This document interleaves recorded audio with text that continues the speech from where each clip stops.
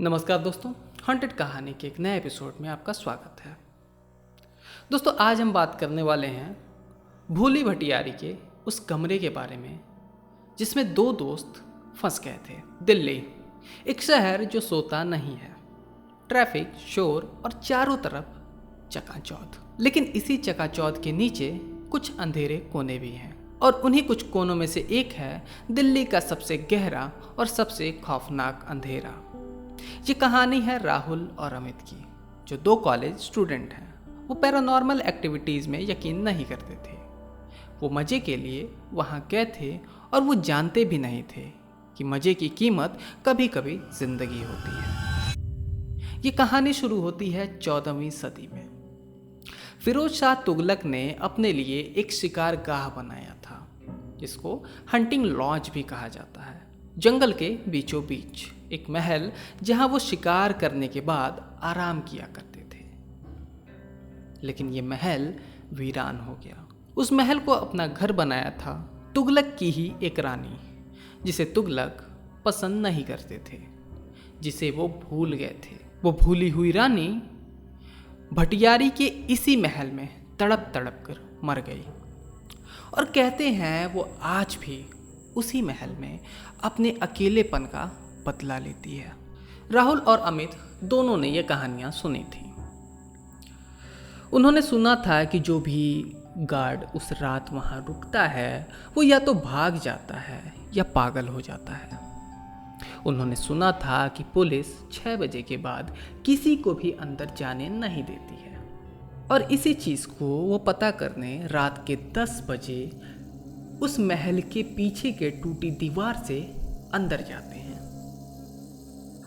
अंदर घुसते ही जो पहली चीज़ वो नोटिस करते हैं वो डर नहीं था, वो थी खामोशी।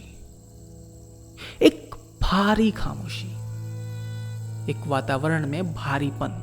और वो खामोशी ऐसी थी कि जैसे लगता था किसी ने हवा से सारी आवाज़ें चूस ली हो। न झिंगुर की आवाज़, न बाहर की गाड़ियों का शोर, कुछ भी नहीं। राहुल हंस के कहता है कि देखा, कुछ नहीं है यहाँ। अमित ये सुनता है और अपनी जेब से फ़ोन निकालता है वीडियो बनाने के लिए कि कल कॉलेज जाके बताएंगे सबको कि देखो हम तो वहाँ गए थे, कुछ नहीं हुआ हमें। वो महल के अंदर जाते हैं। तभी अमित देखता है कि सामने पेड़ों के बीच में एक अजीब तरह की सफ़ेद दीवार खड़ी थी, एक अजीब सी चमकीली दीवार। अमित कहता है, ये क्या है भाई, ये अजीब नहीं लग रहा है।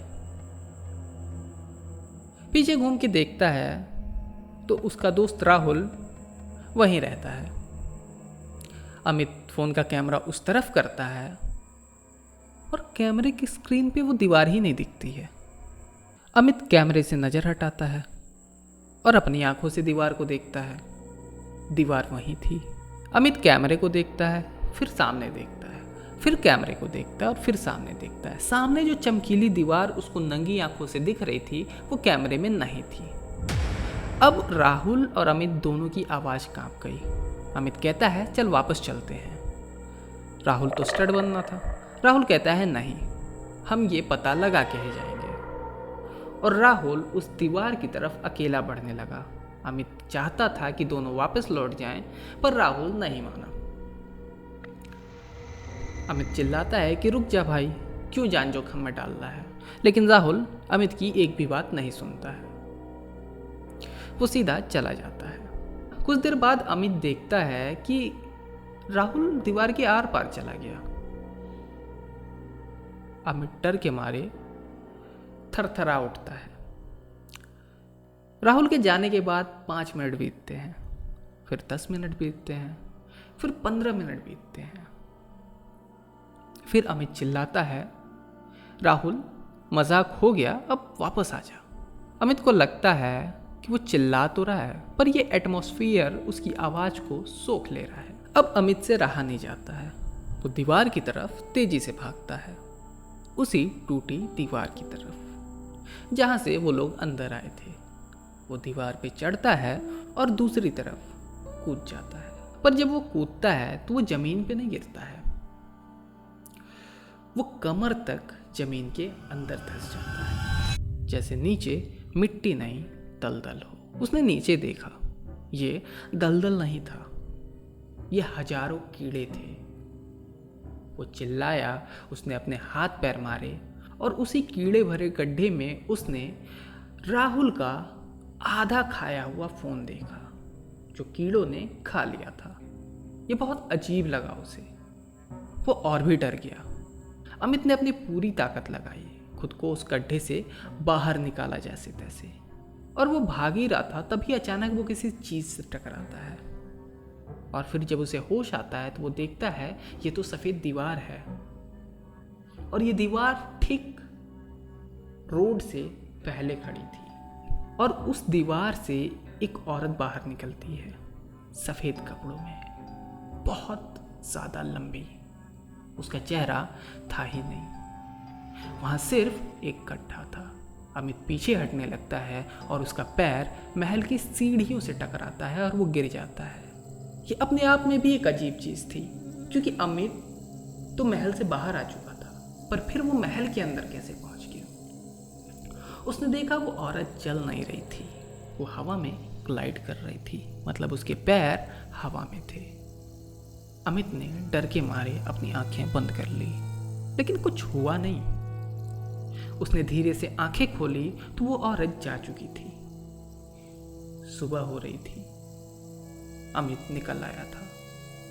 अमित किसी तरह बच गया था। अगले दिन पुलिस को अमित मेट्रो स्टेशन पे मिला और अमित एक ही चीज़ बोल रहा था, वो दीवार, जैसे वो दीवार अमित को हर जगह दिख रही हो। पर राहुल कभी नहीं मिला। पुलिस ने उस महल के हर इंच को छान मारा, उन्हें कोई गड्ढा नहीं मिला, ना कीड़े, ना ही राहुल का कोई सुराग। हाँ, वो वीडियो ज़रूर मिला, पर पुलिस ने उसको अभी कॉन्फिडेंशियल रखा। ये कहानी दिल्ली के अनसॉल्व्ड केस की फाइल में बंद है। वो महल आज भी वीरान है, और कहते हैं आज भी वो भूली हुई रानी अपने शिकार का इंतज़ार करती है, और वो सफ़ेद दीवार आज भी उन लोगों को दिखती है जो पागल हो गए। हॉन्टेड कहानी के इस एपिसोड में बस इतना ही। मिलते हैं एक और कहानी के साथ। तब तक के लिए लाइक करें, सब्सक्राइब करें और शेयर करें इस चैनल को। धन्यवाद।